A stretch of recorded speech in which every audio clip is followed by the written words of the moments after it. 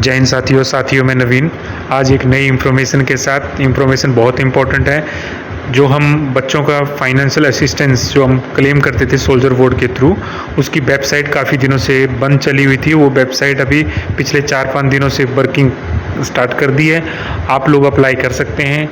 इसमें जो बेसिकली हम जो ज़्यादा लोग अप्लाई करते हैं वो second financial assistant for education जो चिल्ड्रन को 2 बच्चों को मिलता है। ये up to the rank of havildar है।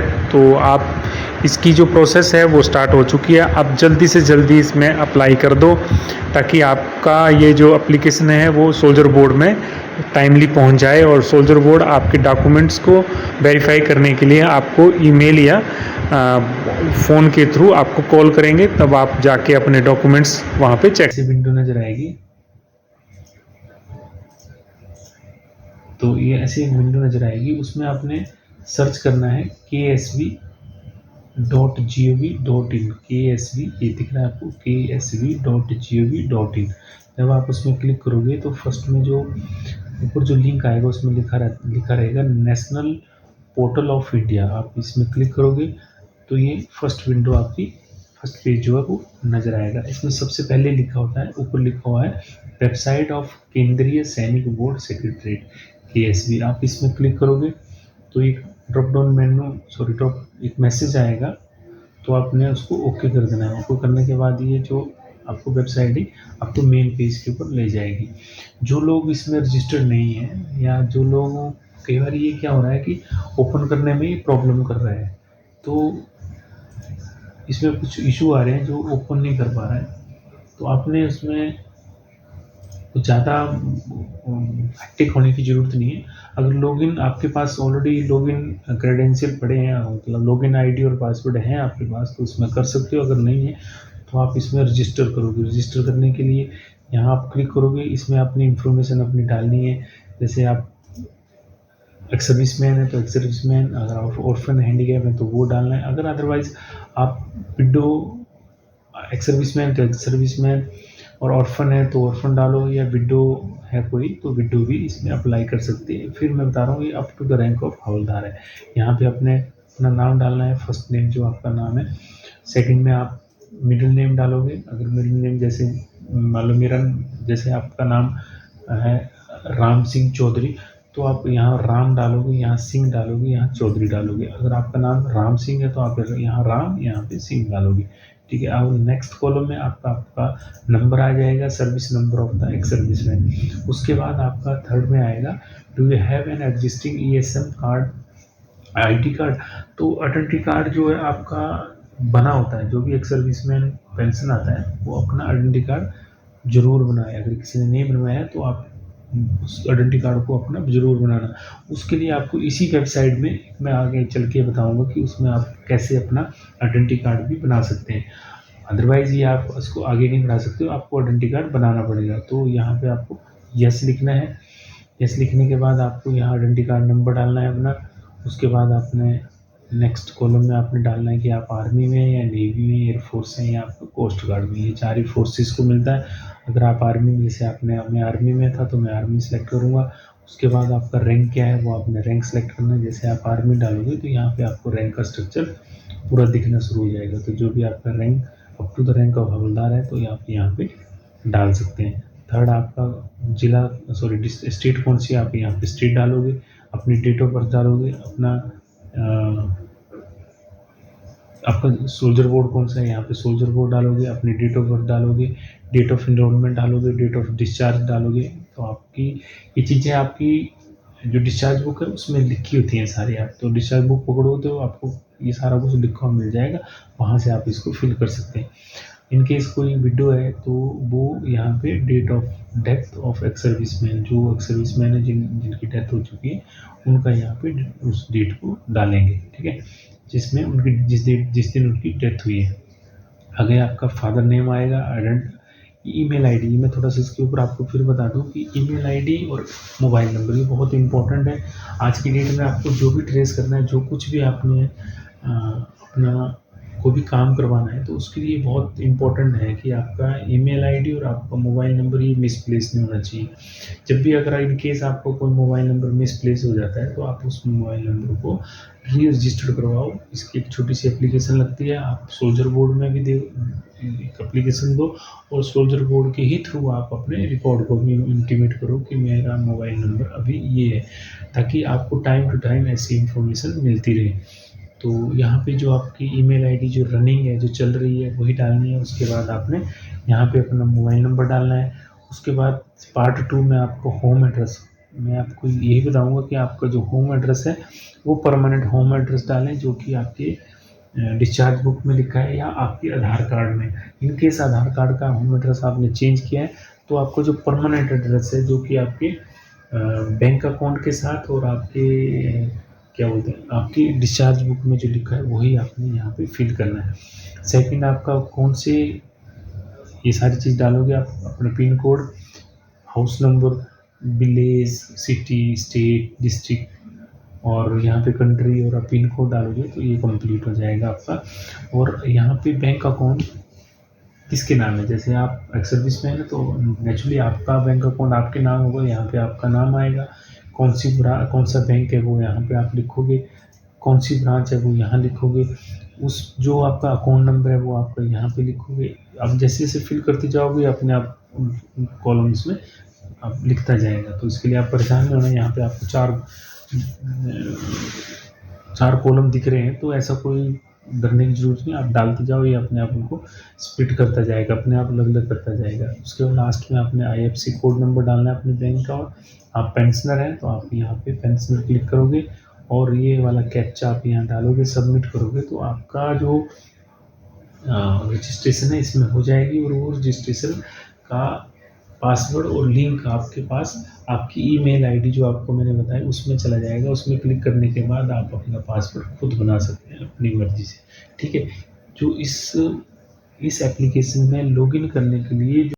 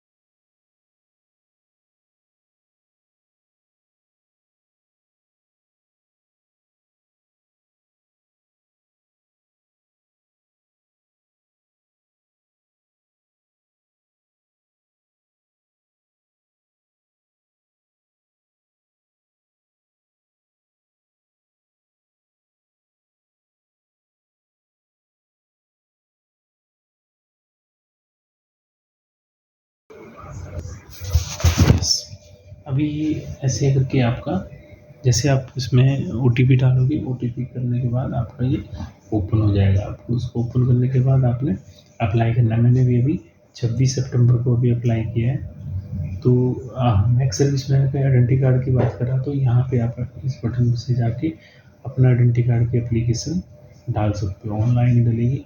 फिर आपने अपनी डिटेल यहाँ से जो मैं जिस जिसके बारे में अभी बता रहा हूँ, जो एप्लीकेशन डालनी है आपने इसके लिए असिस्टेंस के लिए, तो आप यहाँ पे जाओगे न्यू एप्लीकेशन में, इसमें आप क्लिक करोगे तो नीचे आएगा यहाँ पे financial assistance for education children oblique window of ex serviceman. तो यहाँ आप क्लिक करोगे, आपके आधार कार्ड का नंबर आएगा, यहाँ पे भी आपकी डिटेल आएगी, वो ऑटोमेटिक आपकी फील्ड आएगी, बीच में कुछ एक डिटेल्स आपको फिल करनी पड़ेगी, यहाँ रैंक स्ट्रक्चर आपको डालना पड़ेगा, जैसे बाकी आपका नाम वगैरह सब यहाँ पे आ जाएगा। Date of ex serviceman death है तो यहाँ पे डालनी पड़ेगी। हाँ, यहाँ पे आपको रीज़न ऑफ डिस्चार्ज लिखना पड़ेगा। तो आपकी जो डिस्चार्ज बुक है उसमें अगर आप 2 नंबर या 3 नंबर पेज के ऊपर देखोगे तो उसमें रीज़न ऑफ डिस्चार्ज लिखा रहता है, जो उसमें लिखा रहता है कि AR13 इन ब्रैकेट में 3 या ऑब्लिक रोमन में 3/4 ऑफ आर्मी रूल 1954। तो ऐसे कुछ किसी का 3 होगा, किसी का 2 होगा, किसी का कुछ होगा। तो जैसे जैसे आपका जो जिस हिसाब से आप पेंशन आए, आप कंप्लीट सर्विस करके आए हैं, या आप डिस्चार्ज आए हैं, मेडिकली आए हैं, जो कुछ भी आए हैं, आप उस हिसाब से आर्मी ऑर्डर बनता है और वो आपकी अथॉरिटी होती है, वो आपने यहाँ पर डालना है। फिर आपके रिटायरमेंट के टाइम पे जो करेक्टर आपका लिखा होगा डिस्चार्ज बुक में वो आपने डालना है। ये सारा फिल करने के बाद आप अपनी पेंशन डालो, अगर आप रीएम्प्लॉयड हैं तो आपको कितनी वहाँ पे सैलरी मिली है वो डालो, और मंथली इनकम अगर आप नहीं है तो नॉन पेंशनर है तो आपकी मंथली इनकम क्या है वो यहाँ पे आपने डालनी है। और ये सारा फिल करने के बाद आपका एड्रेस पता यहाँ पे ऑटोमेटिक आ जाएगा, यहाँ आपका नाम आ जाएगा, बैंक का नाम आ जाएगा, और बैंक अकाउंट डालना है, अपने IFSC कोड द्वारा कन्फर्म करना है, कोई अदर इंफॉर्मेशन है वो आपने यहाँ फिल करनी है। साथ साथ में जैसे आपको पार्ट 1 पार्ट 2 कंप्लीट होता जाता है आपने उसको सेव करते जाना है। नेक्स्ट में आपका फिर आएगा कि आपने कौन से एकेडमिक ईयर के लिए आप भर रहे हो, तो यहाँ पे 2024-25 का है तो आपको 2024-25 सेलेक्ट करना है। कितने चाइल्ड के लिए, 1 या 2, मैक्सिमम आप 2 चाइल्ड का ले सकते हो, और आपने यहाँ 2 चाइल्ड लिखना है। और फिर मैं बता रहा हूँ कि अप टू 12th क्लास के लिए फिर आपकी यहाँ पे कुछ एक डॉक्यूमेंट आपने अपलोड करने हैं। यहाँ पे जैसे आपका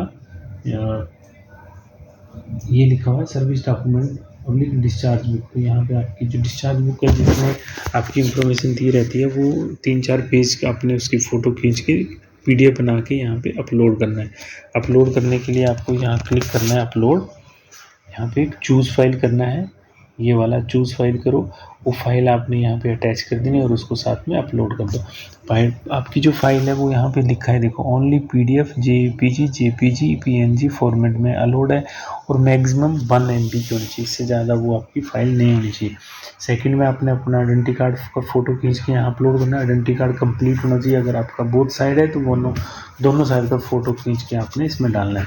थर्ड आपका यहाँ पे बता रहा है मार्कशीट ऑफ, या जो भी आपको प्रोग्रेस कार्ड या मार्कशीट या जो भी मिलता है बच्चे का, आपकी क्लास जो भी वो कंप्लीट करता है वो एक सर्टिफिकेट, जो भी उसका पास सर्टिफिकेट मिलेगा वो यहाँ पे आपने अपलोड करना है। उसका फ़ोटो खींचिए, फ़ोटो साफ़ होना चाहिए, कहीं से इधर उधर से कटा या ढका नहीं होना चाहिए, और विजिबल होना चाहिए, प्रॉपर्ली दिखना चाहिए, वही आपने वैसा ही डॉक्यूमेंट यहाँ पे अपलोड करना है। ये फर्स्ट चाइल्ड का, फिर सेकंड चाइल्ड का, जैसे आप चूज़ करोगे यहाँ पे 2 चाइल्ड तब 2 दिखेगा, अगर 1 करोगे तो यहाँ पे आपको 1 नहीं दिखेगा, तो आपने परेशान नहीं होना है। तो यहाँ एक ही दिख रहा है तो आपने वहाँ पे एक ही चाइल्ड डाला होगा ऊपर, तो यहाँ आपने सेलेक्ट नंबर ऑफ चाइल्ड यहाँ पे 2 करना, तो यहाँ पे 2 आपको अपने आप दिखना स्टार्ट हो जाएगा। थर्ड आपने यहाँ पे अपना बैंक का चेक या पासबुक का फर्स्ट पेज आपने यहाँ पे अटैच करना है। फिर अपने आधार कार्ड डालना है। यहाँ पे एक आपने आपकी जो डिस्चार्ज बुक है उसमें 10वें या 12वें पेज के ऊपर पार्ट टोटल लिखा रहता है बच्चों का, तो वो वाला एक फ़ोटो, उसमें फ़ोटो भी लगा रहता है, वो आपने यहाँ पे इस पर आपने अपलोड कर देना है। ठीक है, 13वां या 14वां पेज होता है, तो उसको आपने यहाँ फ़ोटो खींच के यहाँ पे अपलोड कर देना है। लास्ट आता है एक सर्टिफिकेट दिया जाता है जिसमें आपने ये लिखना है कि ऊपर आप हेडिंग लिखोगे सर्टिफिकेट बाय द एप्लीकेंट, उसमें थोड़ी वर्डिंग लिखनी है, it is certified that I number, आपका जो आर्मी नंबर है वो एक्स हवलदार नाइक या जो कुछ भी है आप आपका नाम आ जाएगा, has not taken any money oblique grant from the state अप्लिक present employer in the form of education allowance और स्कॉलरशिप। ठीक है, ये आपने लिखना है, नीचे आपने अपने साइन कर देने हैं, अपना आर्मी नंबर डाल के और सामने डेट डालनी है, और वो सारी जो डॉक्यूमेंट उसको फ़ोटो खींच के अपलोड यहाँ पे करना है। ठीक है, लास्ट में आता है पीपीओ, आपका जो पीपीओ है उसका एक फ़ोटो खींच के उसकी पीडीएफ बना के आपने अपलोड करनी है। ये सारे अपलोड करने के बाद यहाँ पे आपने चेक बॉक्स को क्लिक करना है और इसको सेव और फॉरवर्ड कर देना है। बस इतनी प्रोसेस है, ये सब आप कर दो। और ये जो मैं वीडियो डाल रहा हूँ, इस वीडियो को आप अपने फ्रेंड्स में या जितने भी आपके नोन हैं उनको ज़रूर बताओ। ये बहुत जल्दी ही ये विंडो बंद हो जाएगी, फिर आपको ये अप्लाई करना नहीं कर पाएंगे आप, ये फिर आपका लैप्स हो जाएगा। तो ये चीज़ आप टाइमली कर दो। और जो भी मैं ये इसलिए ये वीडियो बना रहा हूँ ताकि आप लोग इधर उधर जाके ना भटको और बहुत फालतू के पैसे ना बर्बाद करो। कोई ज़्यादा मुश्किल काम नहीं है, बहुत ईजी, आप आराम से कर सकते हो। आप अपने बच्चे से या किसी फ्रेंड से या किसी भी गांव के बंदे से आप हेल्प ले सकते हो, इन केस अगर आपको कोई नहीं पता लग रहा है और आपको वहाँ से भी कोई हेल्प नहीं मिल रही है। आप प्लीज़ मेरे इस वीडियो के नीचे अपना कमेंट डाल दो, अपना नंबर डाल दो, मोबाइल नंबर, मैं आपसे कॉन्टैक्ट कर लूँगा, मैं आपसे बात करूँगा, मैं कोशिश करूँगा कि वो आपके फॉर्म मैं भी भर दूँ। तो ये जल्दी से जल्दी करें, ये बहुत जल्दी विंडो क्लोज हो जाएगी। तो अपना ध्यान रखें, अगर कोई प्रॉब्लम आती है तो ज़रूर मेरे से शेयर करें। बहुत बहुत धन्यवाद। जय हिंद, जय भारत।